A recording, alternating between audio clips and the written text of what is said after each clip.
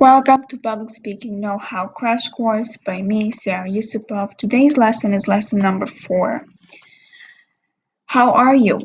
We are winding down to the end of this short course, but we still need to go over a few things. So today we're going to jump right in and talk about how to use stories to enhance your presentation.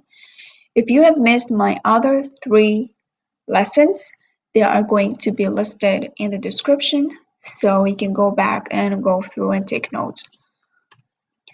So when a speaker loses an audience, too often it's a mystery to them. But for the audience, it's not a mystery. The simple fact is that many speakers spend a lot of time in stating facts and theories, but as humans, we have trouble focusing on those things for very long without becoming bored. To avoid this, a good speaker will use stories and illustrations to hold the audience's attention. This is a basic form of human communication that has been used for centuries. In fact, some of the most brilliant speakers in the world will tell you that if a speaker can't express his ideas with stories and illustrations, then they won't stand a chance on stage. And science tells us that the human mind can think at least 10 times faster than it can hear. That means that for 90% of the time you are talking to a group, their minds have time to wander. If you give them a concrete story to work with, the details of that story will give that excess brain power something to do. Open with a story. By opening with a light-hearted story, you can capture the minds of your audience quickly. The best kind of opening story is a funny one, particularly if it's something they can relate to personally. This method is a wonderful way to get your talk off to a good start because it connects them to you and creates almost an instant bond. When composing your opening story, there are 2 basic criteria. First, select a story that links to the problem you're trying to solve with the main reason for the presentation. You want to use your story to transition the audience from the story to the main purpose of the presentation.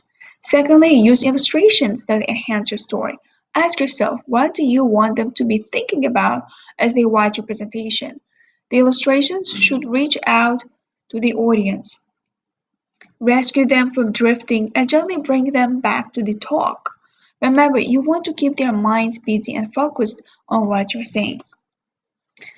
Any experienced public speaker can look out and see when the audience begins to lose interest. So look at the audience and see if their eyes begin to look away. That happens a lot. They will take interest in something else, like doodling on their notepad or playing on their phones. Sometimes I am guilty with that. I do that too when I go to hear a speaker talking. And worse yet, their heads will bob as they drift off to sleep. When you see that happen, you will know you've spent too much time on facts and figures and you need more stories and illustrations. So I hope today's lesson was helpful to you. Don't forget to keep an eye out for my next video. There will be some great stuff in your last session. So if you have any questions, please let me know in the comments. And feel free to tweet me on twitter.com/Sarah Yusupov.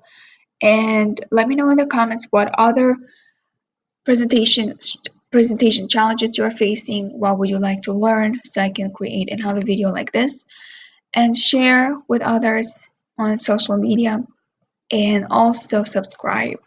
So I'll see you next time.